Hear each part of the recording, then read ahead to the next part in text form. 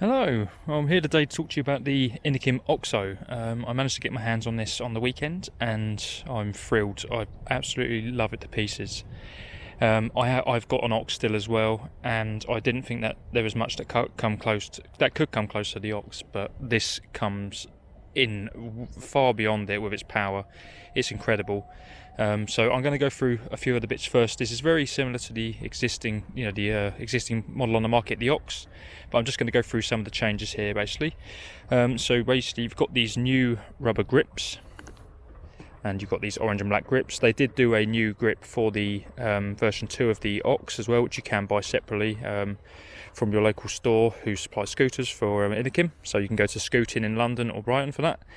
So you've got these nice grips. They feel a lot more comfortable than the foam ones that came with the original Ox, so I'm really pleased with those. You've got your control unit, same as the last one before. You now have Zoom hydraulic disc brakes on front and back, which is really nice. I wasn't expecting to be so surprised. I was expecting something a little less than this in braking power, but actually these are very good. I'm really impressed with them. They're not one of the biggest sort of branded brake systems on the market, Zoom, but they actually surprised me. They're very good stopping power on this. So if we come down to the front of the scooter, so everything is very much the same as the Ox. There goes my helmet. So we come down here, so you've got your front hydraulic disc brake here on the front. If we come along here, you've got the same deck, and you've got your back hydraulic disc brake on the back there. What you get with the second Ox, which is, well, the OXO, is you get these special thicker arms, basically.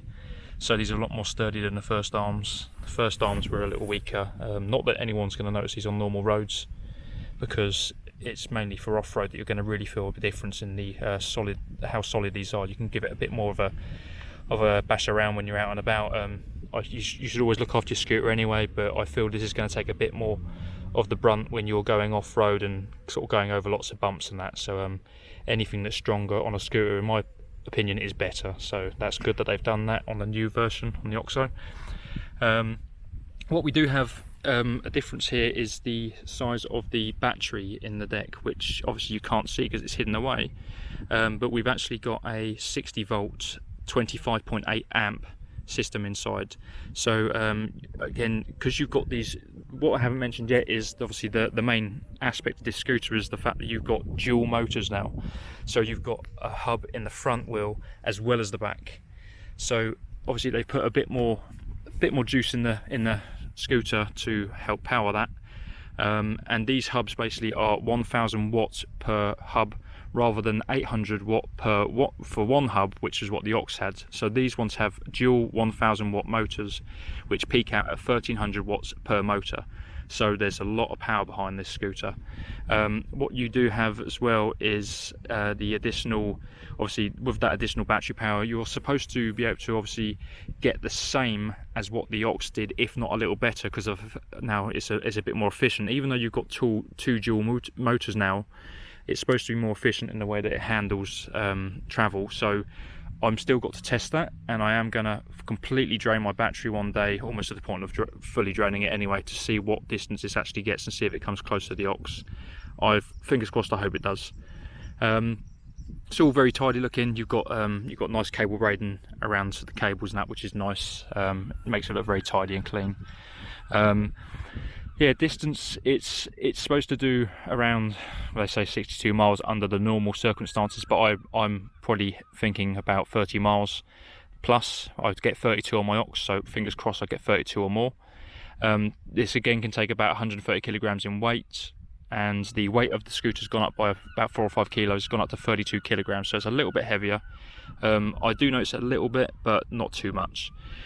So what you won't be able to see at the moment, really, until I do my next video, which shows about acceleration and torque on this thing. The torque is incredible. The Ox obviously starts out very gradually, and so this starts out gradually as well, but not for very long at all. You really do shoot off on this, so you have to get used to this. Anyone who rides the Ox already, you'll be very used to how the Ox handles, but this handles ever so slightly a little bit different.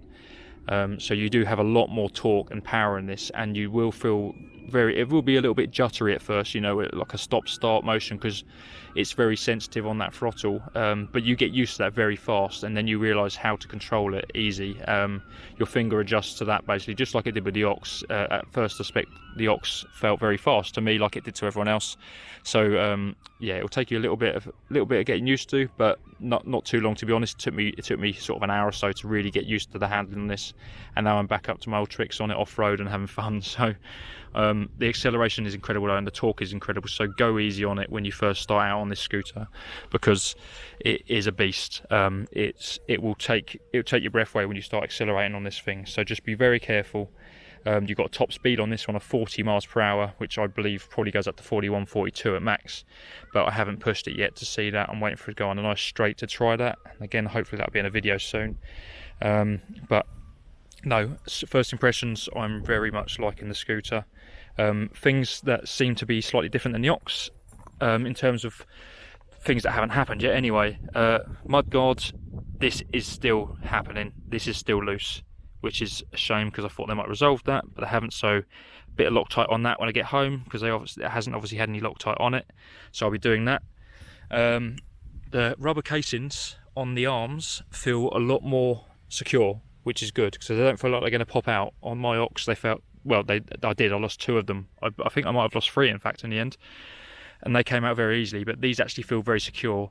I may still open it up slightly and put a bit of Gorilla Tape in there or something, just a little bit of tape in there just to keep it more secure. If I feel pretty confident they're not going to come out though, these ones. So Mudguard, everyone can laugh, because yeah, it's the same issue with the Mudguard. It's going to come off and it's already rattling, so when I get home I'll be putting some Loctite thread locker on that. Everything else seems, yeah, it's a nice step up. The brakes for me are amazing. The power in this scooter is just stunning, and like I said, it has to be seen to be believed, really. And you have to have a go on these things. So I mean, if you're ever out on a group ride with me at all in London, next one up, you know, feel free, you can come down, you can try this out as well, or go to the scooting store in London or Brighton. London have them at the moment, a demo version, so you can pop in there and have a go. I warn you though, once you've had a go, you will want one, just like everyone else who tried it out in the shop. So yeah, I hope this has been helpful. I think I have covered everything on this bad boy. What haven't I covered? Oof. There's not much else to say about it really, other than it's a stunning machine. For me, it feels like a big upgrade because of the speed and the acceleration. Not that I'm going to go 40 miles per hour, but the torque on it and everything is just great. Going up hills, the Ox was great on hills, but this is stunning on hills. It's amazing. It feels like you don't slow down at all. The nice thing as well, when you're in windy weather, obviously on the Ox it could go so far and the speed would stop at a certain point because of the wind and that was around you, pushing you back, and the force. So this is obviously going to give you that extra boost, so you will go more normal speeds, like instead of dropping down to 22, 23 miles per hour, you're going to be at like 28, 30 miles per hour still. So it's nice, and I ride at top speed usually on my old scooter, so it won't be long before I'm back up to top speed on this one at some point on the correct roads and the if the speed limit allows it and so on. So but I just need to get a little bit more used to it. But yeah, any questions, leave it in the description, comment me, check out the Inokim Electric Scooter Club on Facebook, and check out my other videos on YouTube as well. And yeah, like I said, message me, I'm always happy to have a chat, and meet me on one of my local rides soon in London when I come up, and we will have a chat and you can try it out. Thanks for watching guys, see you soon, bye.